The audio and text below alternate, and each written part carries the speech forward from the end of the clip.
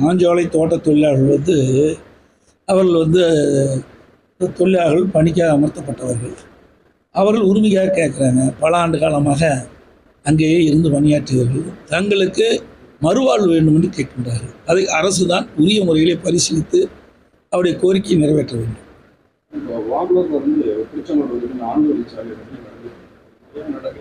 அரசாங்கம் எடுத்து ரோட்டுக்காக முழுமையாக எடுக்காத தனியார் செய்கிறாங்க. அதே மாதிரி முறையாக டாட்டா செய்கிறாங்க. நான் அந்த ரோட்டை பார்க்கல, அந்த வழியை நான் போகல. ஆனால் சாலை பணிகள் நடந்துட்டு இருக்க காரணத்தினால அந்த வழியாக செல்லாது இருக்கிறேன். அப்படி நாங்கள் பார்த்துட்டு அது மாதிரி தவறு இருந்தால் அரசாணுடைய கவனத்துக்கு கொண்டு வருவோம். அது மட்டும் இல்லை, சம்பந்தப்பட்ட லஞ்ச ஒழிப்புத்துறையெல்லாம் இருக்குது, முறையாக செயல்படவில்லை என்றால் அங்கே புகார் செய்யும். நான் அந்த வழியை போகல, ஏன்னா எல்லாம் போய் சேலம் போயிடணும். சாலை பணி நடைபெற்று கொண்டிருக்கின்றதுனால அதில் அந்த சாலை வழியை நான் செல்லலை, உண்மையில் செல்லலை. 2027 சட்டமன்ற தேர்தலுக்கான பணியை அதிமுக தொடங்கிட்டுது. இப்போ ஒவ்வொரு நாடாளுமன்றம் அழைச்சி பேசிக்கின்ற பொழுது அந்த பணி துவங்கின மாதிரி தானே அர்த்தம். எதிர் வருகின்ற உள்ளாட்சி தேர்தல், அதற்கு அடுத்து வருகின்ற சட்டமன்ற தேர்தலில் நாம் எவ்வாறு பணியாற்ற வேண்டும், அதை நம்முடைய அங்கே வந்திருக்கின்ற கழக நிர்வாகிகளும் நாங்கள் தெரிவிக்கின்றோம். அதுபோல் தலைமை சில விளக்கங்களை கொடுத்துக்கின்றது. எப்படியெல்லாம் மக்களை சந்திப்பது, எப்படியெல்லாம் வாக்களிப்பது, அனைத்து இந்திய அண்ணா திராவிட முன்னேற்ற கழக ஆட்சியில் போடப்பட்ட திட்டங்கள் முழுமையாக மக்களுக்கு கொண்டு சென்று விளக்கப்பட வேண்டும். இந்த கடந்த அந்த 3 ஆண்டுகள் திராவிட முன்னேற்ற கழக ஆட்சியில் ஏற்பட்ட அவலங்கள், மக்கள் விரோத செயல்கள், இன்றைக்கு மின்கட்டண உயர்வு, பால்விலை உயர்வு, வீட்டு வரி உயர்வு, கடைவரி உயர்வு, குடிநீர் வரி உயர்வு, போதாத குப்பை வரியும் போட்டாங்க. இதையெல்லாம் மக்களிடத்தில் எடுத்து சொல்ல வேண்டும் என்று நாங்கள் தொடர்ந்து சொல்லிட்டு இருக்கிறோம். அதோட கள்ளச்சாராய மரணங்கள் தொடர்ந்து நடந்துகிட்டு இருக்குது. இன்றைக்கி பார்த்தீங்கன்னா கள்ளச்சாராய மரணம் கள்ளக்குறிச்சி நடந்திருக்குது. இதற்கு பிறகாவது இந்த அரசு உரிய நடவடிக்கை இருக்குன்னு சொன்னால், இந்த கள்ளச்சாராயத்தை தடுத்து நிறுத்திருக்கணும், நான் ஆக்கப்பூர்வமான பணி செய்தேன்னு சொன்னால் அது இல்லை. அதுக்கு பிறகு பார்த்தீங்கன்னா ஒரு வாரத்துக்கு முந்தி விழுப்புரத்தில் ஒரு 6 பேர் நினைக்கிறேன் கள்ளச்சாராயம் பருகி இன்றைக்கி மருத்துவமனையில் போய் சிகிச்சைக்காக சேர்க்கப்பட்டிருக்காங்க. அப்படின்னா இந்த அரசனுடைய மெத்தனம் திறமையற்ற அரசாங்கம் நடந்துகிட்டு இருக்கு. இன்றைக்கி அவங்க அறிக்கை விடுறாங்க, அந்த அறிக்கையோடு நின்று போயிடுது. ஆனால் செயலில் எதுவுமே காட்டல. சாதனைகள் அப்படின்னு ஒரு பக்கம் விளம்பரம், அது பத்திரிகைக்கு வருமானம். பத்திரிகைலாம் நீங்கள் நிறைய விளம்பரம் கொடுத்தாதால பத்திரிகையில் உட்காலமாக போடுறீங்க, எங்களை கூட தூக்கி துணியோட போடுறீங்க, அவங்கள பெருசாக போடுறீங்க. தொடர்ந்து பத்திரிகை விளம்பரம் கொடுப்பது தான் இந்த ஆட்சியுடைய சாதனை, வேறு எந்த சாதனையும் கிடையாது. ஊடகங்களும் பத்திரிகைகளும் மனசாட்சியோடு பாருங்கள். இந்த ஆட்சி பொறுப்பேற்ற பிறகு சேலம் மாவட்டத்தில் என்ன திட்டத்தை கொண்டு வந்தாங்க? 3 ஆண்டு காலத்தில் இங்கே தானே எல்லாம் இருக்கிறோம். இங்கே இருக்கிற ஊடக நண்பர்கள், பத்திரிகை நண்பர்கள் இந்த மாவட்டத்தில் தான் வசிக்கிறீங்க. இந்த மாவட்டத்தில் அன்றாட நிகழ்வு பார்த்துக்கிட்டு இருக்கிறீங்க. இந்த 3 வருடம், ஜூன் ஜூலை 3 வருடம் 2 வருஷம் ஆகி போச்சு. 38 மாதங்கள் ஓடிவிட்டன. 38 மாதத்தில் இந்த விடியா திமுக ஆட்சியில் சேலம் மாவட்டத்தில் எந்த தொகுதி, அதில் எந்த திட்டத்தையாவது கொண்டு வந்திருக்கிறாங்களா? ஒன்றுமே கிடையாது. அண்ணா திமுக ஆட்சி இருக்கிற பொழுது எவ்வளவு திட்டங்களை நாங்கள் கொண்டு வந்தோம். மந்திரியா இருக்காரு, என்ன செய்வது? ஆட்சி அவிய கையில் தான் இருக்குது, அதிகாரம் அவிய கையில் தான் இருக்குது, காவல்துறை அவிய கையில் தான் இருக்குது, சட்ட ஒழுங்கு பராமரிக்கக்கூடிய சூழ்நிலை அவர்கள் தான் இருக்குது. அவர்கள் தான் அதை எப்படி செய்ய வேணும், எப்படி தடுக்க வேண்டும் என்பதெல்லாம் அவர்கள்லாம் திட்டம் போட்டு செயல்படுத்த வேண்டும். ஏற்கனவே சொல்லிட்டேன், தெளிவாக சொல்லிட்டேன். என்கவுண்டரில் அவர் ஏற்கனவே ஓடி போனதுனால சுட்டங்கிறாங்க. அவர் தானாக முன் வந்து சரணடைஞ்சிருக்கார். அவர் காது கேட்கலாம், மறுபடியும் சொல்கிறேன், தொலைக்காட்சி வாயிலாக நான் ஏற்கனவே வேலூர்லேயே சொல்லிட்டேன். தானாக அவரே வந்து சரணடைஞ்சிருக்கார், கை செய்யல. அப்படி தானாக சரணடைந்த ஒருவர் எப்படி தப்பிப்பார்? ஒன்று. இரண்டாவது, ஒரு கொலை குற்றவாளியை அழைத்து செல்கின்ற பொழுது பின்கை விட்டுதை விலங்கிட்டுதான் சொல்லுவாங்க. இதையெல்லாம் நடைமுறை. ஏன் இதெல்லாம் பின்பற்றல? ஏன் பின்பற்றல? ஏன் வேண்டுமென்றே திட்டமிட்டு என்ன பிரச்சனைன்னு நமக்கு தெரியாது. இதை கேட்டால் அவள் ஏன் இவ்வளோ கோபம் பொத்துட்டு வருது? இதையெல்லாம் முறையாக காவல்துறை செயல்படுத்தணுமா இல்லையா? இதையெல்லாம் அதிமுக ஆட்சி வந்த பிறகு தோண்டி எடுக்கப்படும். அப்போ சட்டமந்திரிக்கு தெரியும். மாவட்ட நிர்வாகிகளை சந்தித்து பேசிட்டு அந்த தோல்வியிருக்கு. அதுக்கப்புறம் பல்வேறு கருத்து தொண்டர்கள் சொல்லியிருக்காங்க. புதிய வியூகங்கள் அதாவது இதுவரை 23 பாராளுமன்ற தொகுதிக்கு உட்பட்ட கழக பொறுப்பாளரை அழைத்து அவர்களிடத்திலே கலந்தாய்வு ஆலோசனை கூட்டம் நடைபெற்றது. அந்த ஆலோசனை கூட்டத்தில் அற்புதமான கருத்துக்களை தெரிவித்திருக்கிறார்கள். அடுத்து வருகின்ற உள்ளாட்சி தேர்தல், அடுத்து வருகின்ற சட்டமன்ற தேர்தலிலே நாம் எந்தெந்த வழியிலே நாம் தேர்தல் பிரச்சாரத்தை, தேர்தல் யுத்திகளை கையாண்டால் வெற்றி பெற முடியும் என்று அரிய கருத்தில் தெரிவிச்சிருக்கிறாங்க. அதையெல்லாம் தலைமை உன்னிப்பாக உள்வாங்கி அதற்கு ஏற்றவாறு அடுத்து வருகின்ற தேர்தலிலே செயல்படுத்தும். திமுக வந்து ஒருங்கிணைப்பு குழு அமைச்சிருக்காங்க.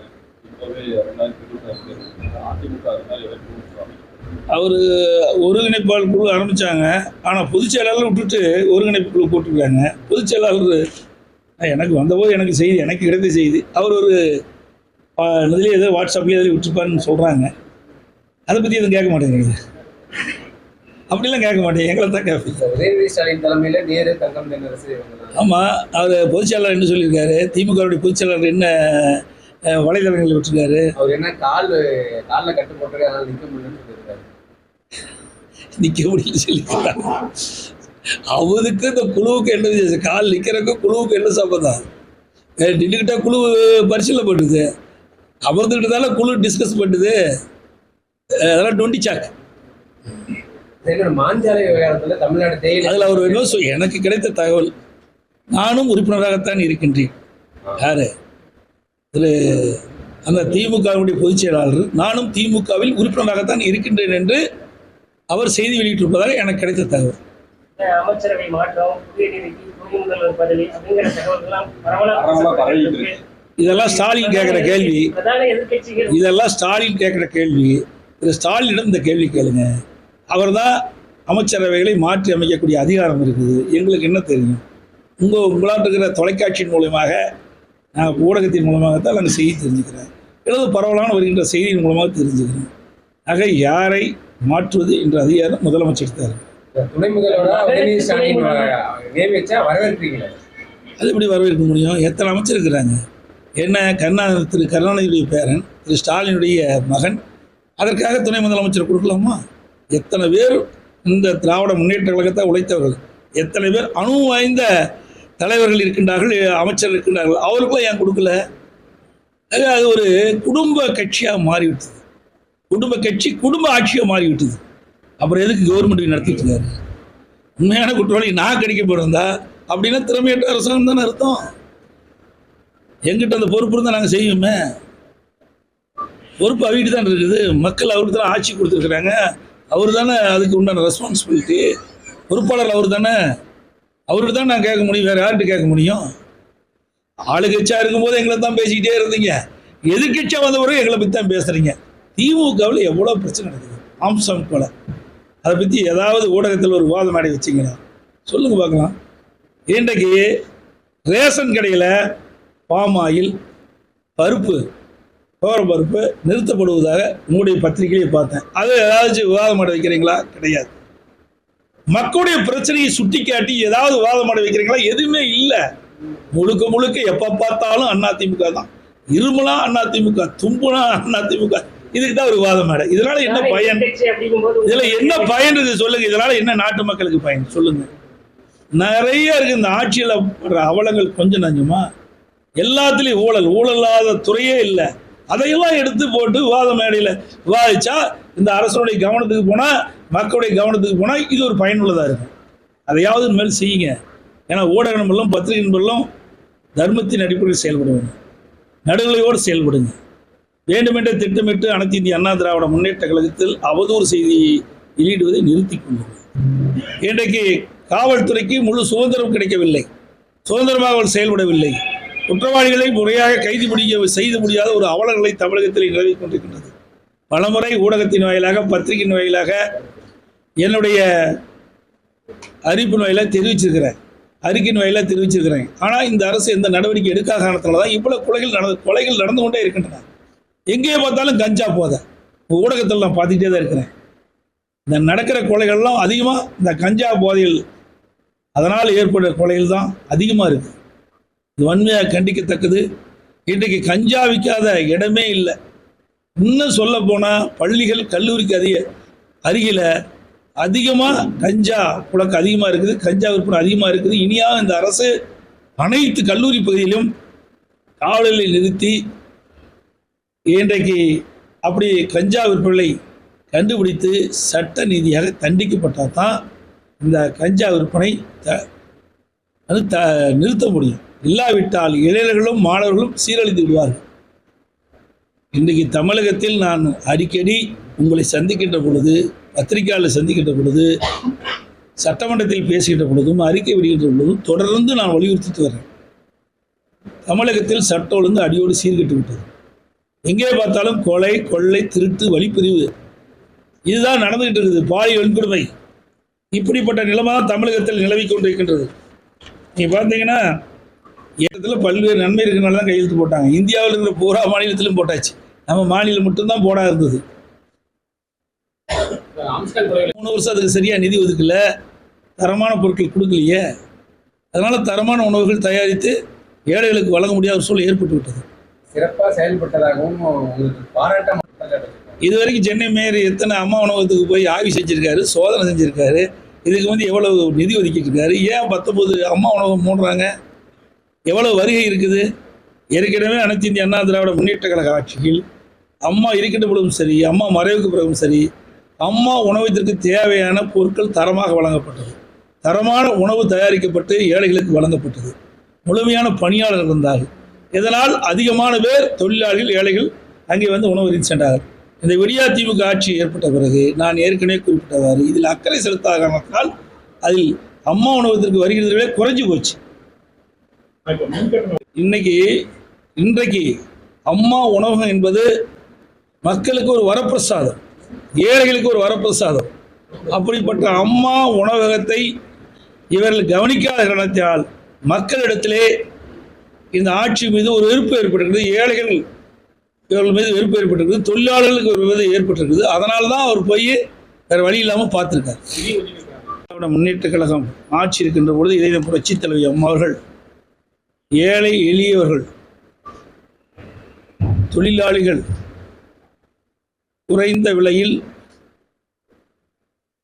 சுவையான உணவு கிடைக்க வேண்டும் என்பதற்காக அம்மா உணவகம் தமிழகம் முழுவதும் 664 இடங்களில் ஏற்பாடு செய்து அதில் ஏழை எளிய மக்கள், தொழிலாளிகள் வயிறார மலிவு விலையில் அவர்கள் உணவறிந்து வந்தார்கள்.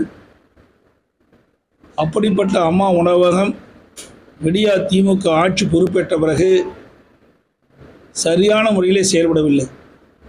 அம்மா உணவகத்திற்கு தரமான பொருட்கள் கொடுக்கப்படவில்லை.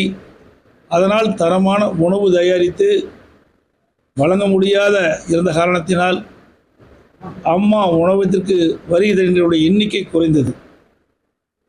அதோடு அம்மா உணவகத்தில் பணி செய்த பணியாளர்கள் பாதி அளவு குறைக்கப்பட்டு விட்டார்கள். சென்னையிலே சுமார் 407 அம்மா உணவகங்கள் செயல்பட்டு வந்தன. விடியா திமுக அரசு பொறுப்பேற்ற பிறகு 19 அம்மா உணவகங்களை மூடிவிட்டார்கள். நேற்றைய தினம் என்று கருதுகிறேன் முதலமைச்சர் அவர்கள் அம்மா உணவகத்திற்கு ஆய்வு செய்வதாக அறிவித்துவிட்டு சென்று அங்கே உணவை அருந்தி சோதனை செய்திருக்கின்றார். இந்த சோதனையை 3 ஆண்டு காலம் ஏன் செய்யவில்லை?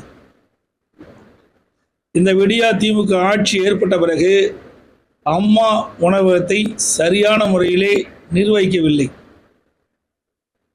இதனால் நான் ஏற்கனவே குறிப்பிட்டவாறு தரமான உணவு மக்களுக்கு வழங்காத சூழ்நிலையிலே, தரமான பொருட்கள் வழங்காத காரணத்தாலே தரமான உணவு வழங்க முடியவில்லை. முழுமையான பணியாளர்கள் இல்லாத காரணத்தாலே அவர்கள் தரமான உணவை வழங்க முடியவில்லை. இப்படிப்பட்ட சூழ்நிலையில் மக்களிடத்திலே இந்த அம்மா உணவகத்திற்கு மிகுந்த வரவேற்பு இருந்த காரணத்தினால் இன்றைக்கு வேறு வழி இல்லாமல் தமிழ்நாடு முதலமைச்சர் திரு ஸ்டாலின் அவர்கள் அம்மா உணவகத்தை சென்று ஆய்வு செய்து கொள்ள ஒரு நாடகத்தை அரங்கேற்றுகின்றார். உண்மையிலேயே அம்மா உணவகத்தின் மீது அக்கறை இருந்தால் கடந்த 3 ஆண்டுகளில் பலமுறை சோதனை செய்திருக்க வேண்டும், அல்லது அமைச்சர்களாவது சோதனை செய்திருக்க வேண்டும். அது எப்படி இயங்குகின்றது என்பதையெல்லாம் 3 ஆண்டு காலம் கிடப்பிலை போட்டுவிட்டு இன்றைய தினம் போய் ஆய்வு செய்திருக்கின்றார். எத்தனை முறை முதலமைச்சர் அம்மா உணவகத்தில் சென்று ஆய்வு செய்திருக்கின்றார், எத்தனை முறை அமைச்சர்கள் சென்று ஆய்வு செய்திருக்கின்றார்கள், எத்தனை முறை சம்பந்தப்பட்ட அதிகாரிகள் இந்த அம்மா உணவகத்திற்கு சென்று ஆய்வு செய்திருக்கிறார்கள் என்று பார்க்கின்ற பொழுது பத்திரிகையில் ஊடகத்தில் வந்த செய்தி எதுவுமே இல்லை என்பதுதான் எனக்கு கிடைத்த தகவல். பாங்கல் கிராமத்தைச் சேர்ந்த எம்பி நேதாஜி அவர்கள் திமுகவில் இருந்து அனைத்து இந்திய அண்ணா திராவிட முன்னேற்ற கழகத்திற்கு சுமார் 200 பேர் இணைகின்ற நிகழ்ச்சியை இன்றைய தினம் மாவட்ட கட்சி அலுவலகத்தில் ஏற்பாடு செய்யப்பட்டிருக்கிறது. அடிக்கடி வராரு, சேலம் போகிறாரு, அதோடு முடிஞ்சு போச்சு. பல மந்திரிகள் சேலத்துக்கு வர்றாங்க, பல நிகழ்ச்சியில் கலந்துக்கிறாங்க, போயிடுறாங்க. ஆனால் திட்டம் எதுவுமே வரலையே. இதை போல இங்கே மட்டும் இல்லை, சேலம் மாவட்டத்தில் மட்டும் தமிழ்நாடு முழுவதும் பல்வேறு மாவட்டங்களில் எந்த திட்டம் நிறைவேறல. ஒரு சில திட்டம் என்ன, மதுரையில் ஒரு நூலகம் கட்டியிருக்காங்க, அவ்வளோதான். மெட்ராஸில் ஒரு ஹாஸ்பிட்டல் கட்டியிருக்காங்க, 2 தான் எனக்கு தெரிஞ்ச வரைக்கும் இருக்குது. கேட்டால் என்னமாங்க, நாங்கள் மகளிர் உரிமை தொகை கொடுத்தோம்பாங்க. அது என்ன திட்டமா? அது நீங்கள் யார் வேணாலும் முதலமைச்சர் வந்து அறிவிக்கலாம். அறிவிப்பு இருக்கிற பணத்தை எடுத்து கொடுக்கறது தான், அது திட்டம் அல்ல.